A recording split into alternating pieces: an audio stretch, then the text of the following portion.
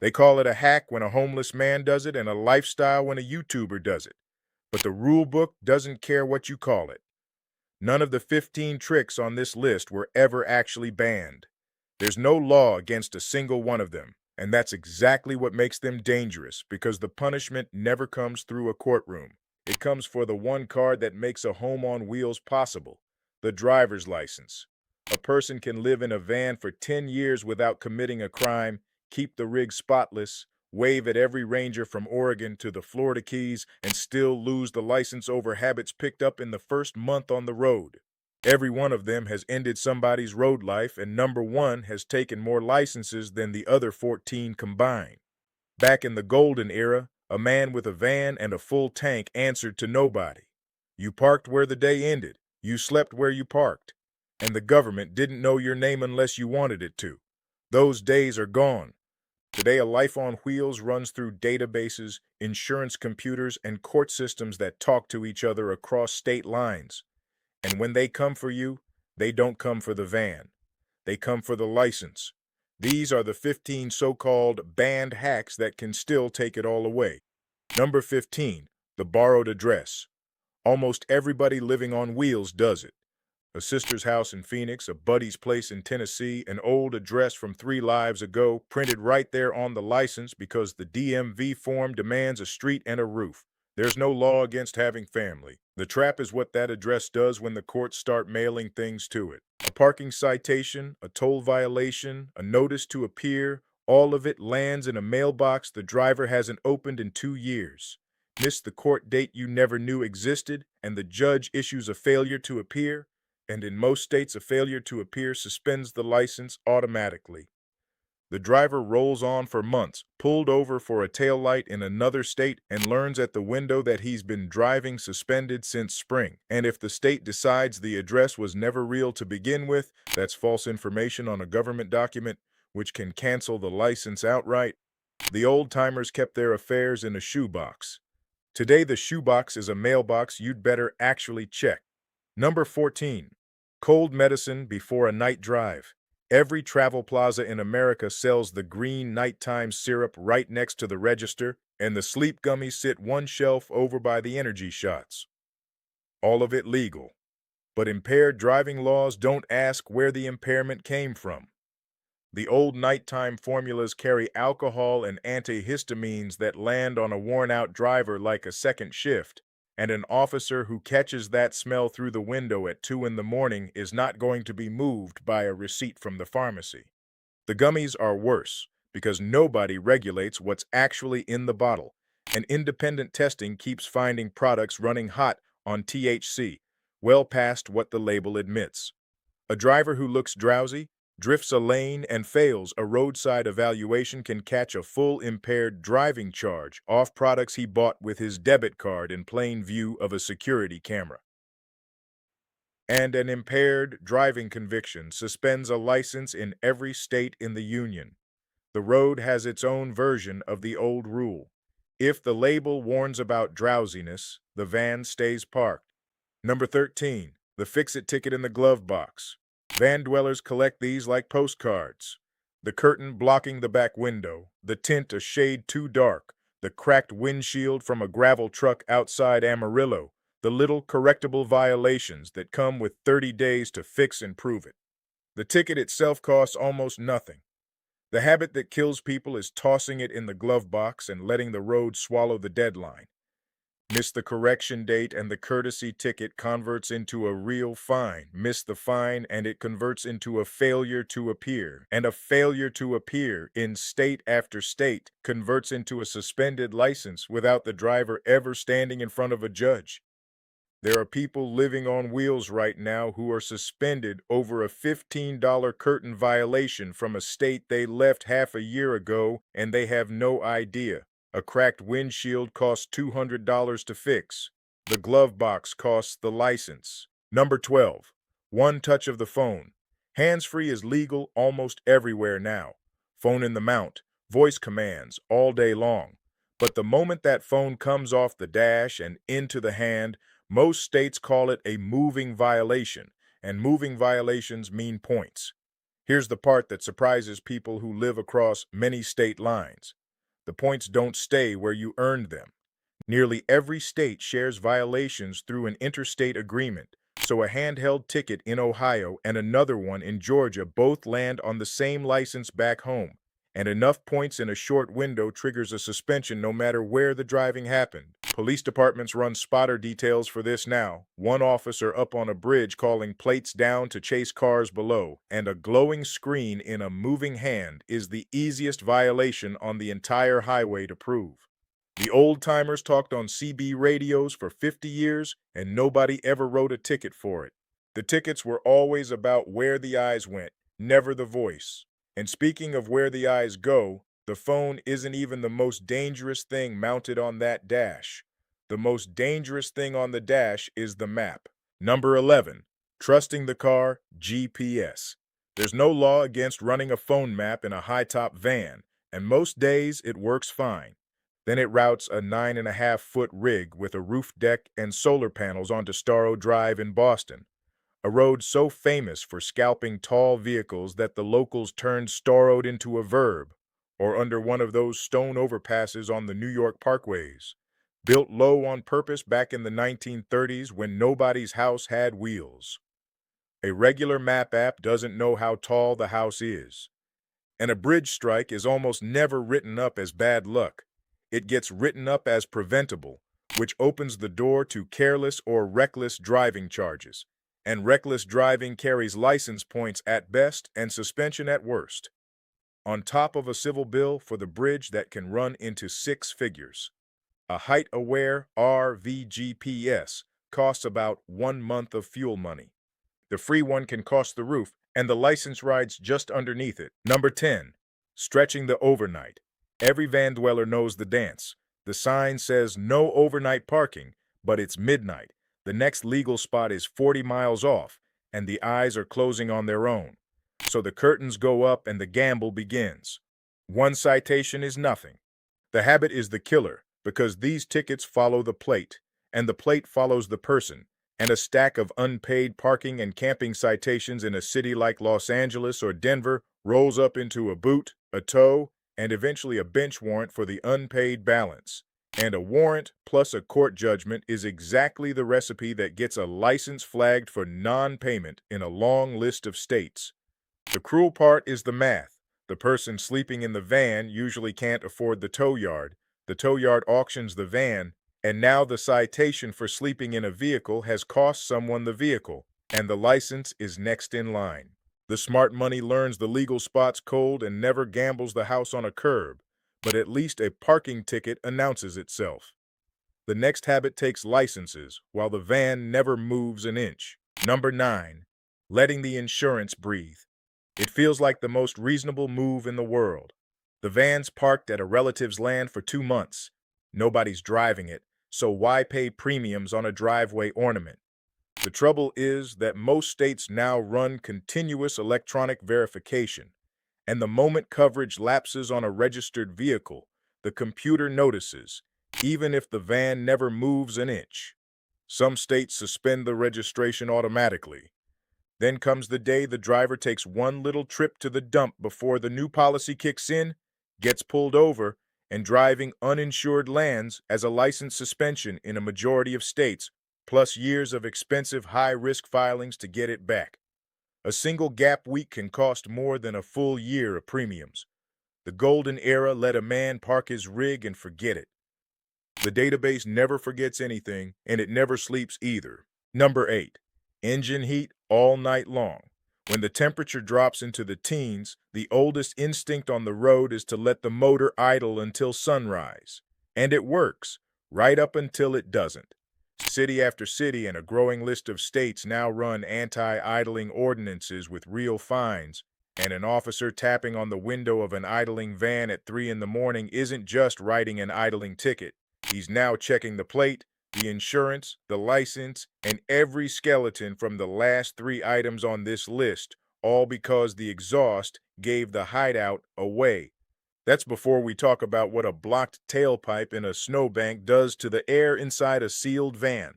The old hands quietly engineered their way out of this corner years ago, with insulation tricks, heat that costs pennies, and setups that don't announce themselves to the whole parking lot.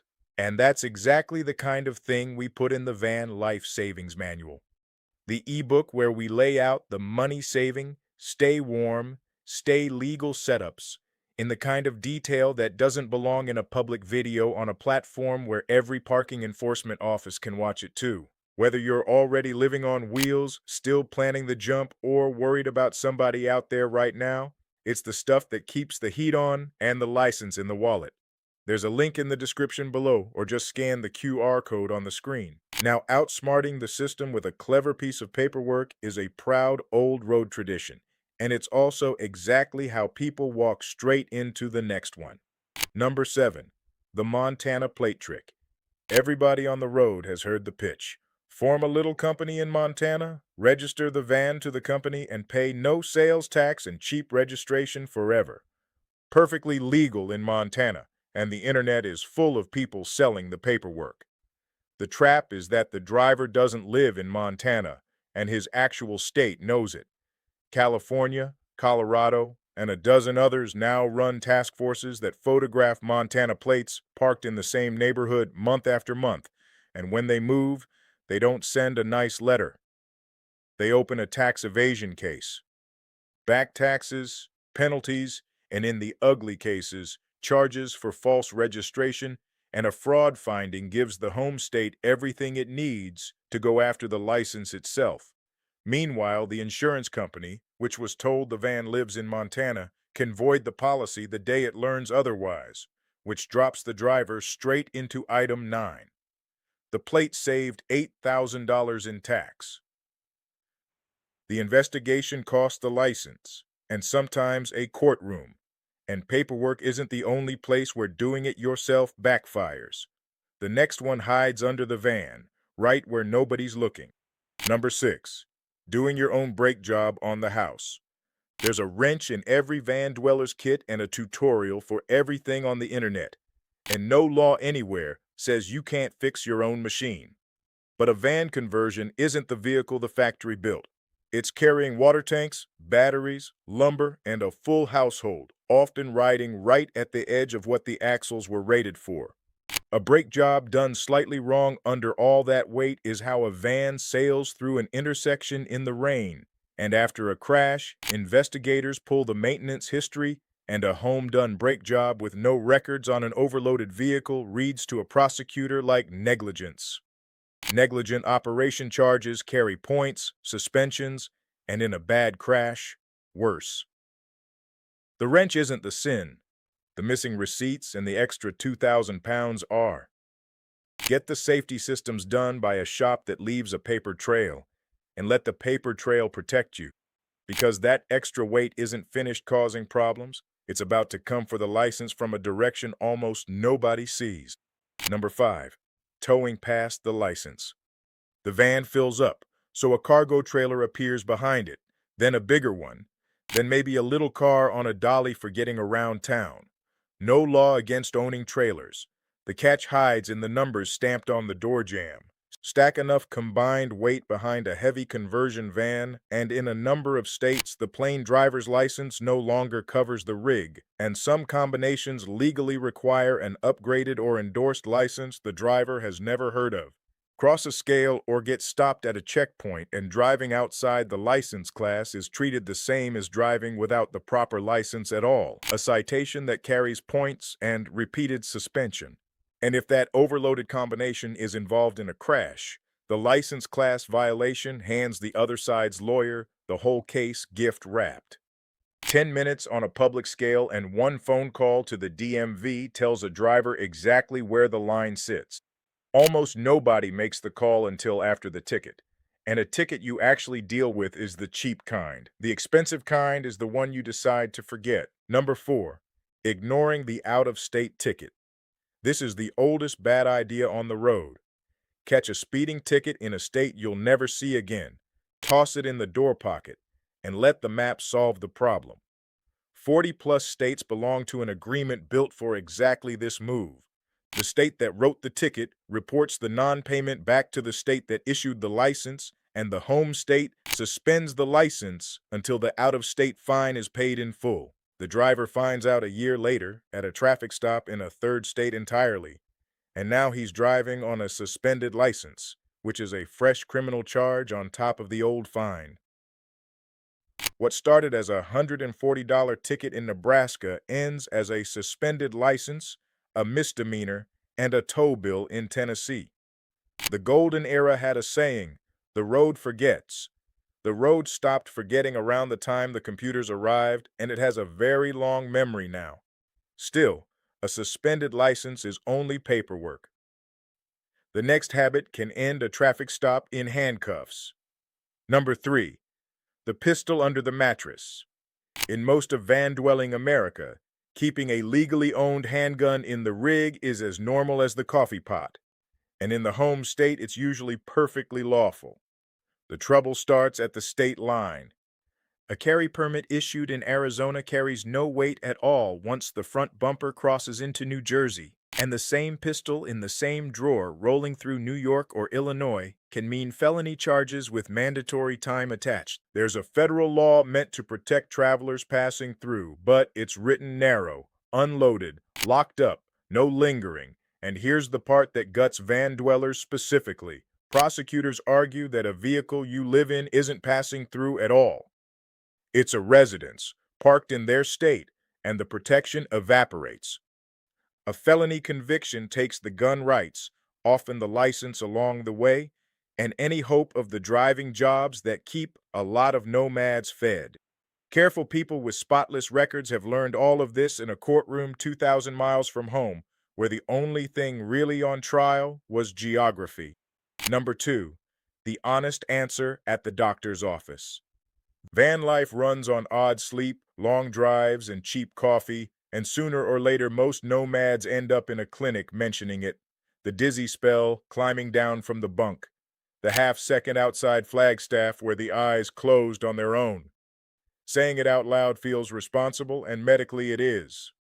But in a handful of states, including California, Pennsylvania, Oregon, Nevada, New Jersey, and Delaware, doctors are required by law to report certain episodes, blackouts, seizures, any lapse of consciousness, directly to the DMV. In most of the rest, they're allowed to. And a DMV medical review doesn't work like a courtroom. Plenty of states suspend first and review later, and the review itself can demand specialist letters, sleep studies, and months of documented episode-free time before the card comes back. For a person whose house needs a licensed driver just to exist legally anywhere, that isn't a health file. That's an eviction notice. None of this means lie to your doctor. It means know the reporting rules in the state where you're standing, ask what goes in the record before calling a dizzy spell a blackout, and never let a sleep problem grow big enough to become a DMV problem. And that brings us to number 1, the legal habit that has taken more licenses than everything else on this list combined. A few beers, then bed. Not drunk driving. Never drunk driving. A man has dinner and a couple of drinks, walks back to his van, climbs into his own bed in his own home, and goes to sleep, which for 100 years was the most responsible thing a person could possibly do. But the law in most states doesn't only punish driving under the influence, it punishes being in actual physical control of a vehicle while over the limit. And courts have found physical control in people who were sound asleep, engine off, simply because the keys were in the ignition for the heater, or in the cup holder, or in a pocket within reach. In a house, sleeping it off is wisdom. In a house with a steering wheel, it can be charged like a DUI, and a DUI conviction suspends a license in all 50 states, with the second one in some places taking it for good. And for a van dweller, that suspension doesn't just take the driving. It takes the home's ability to move, to reach work, to reach water, to exist legally anywhere. Every year, people who did the right thing lose everything 10 feet from their own pillow. The old hands who survive learn the ritual.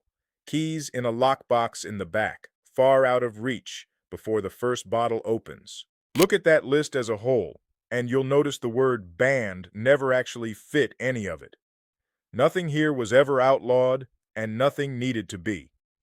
The system simply wired every one of these habits straight into the driver's license, so the punishment skips the courtroom entirely and goes for the one card holding the whole life together. The travelers of the golden era answered to a gas gauge and their own good sense. Today's van dweller answers to a dozen databases that never close, whether the wheels are turning or not. If you're living on wheels right now or you know somebody who is, tell us in the comments which one of these caught you or someone you know off guard, because this list barely scratches the paint. And if these stories hit home, hit subscribe, because next time we're covering the unwritten rules of free overnight parking, the quiet code of the Walmart lot, and the truck stop back row that no guidebook ever printed, and every rookie learns the hard way. Keep the wheels turning and the license in the wallet.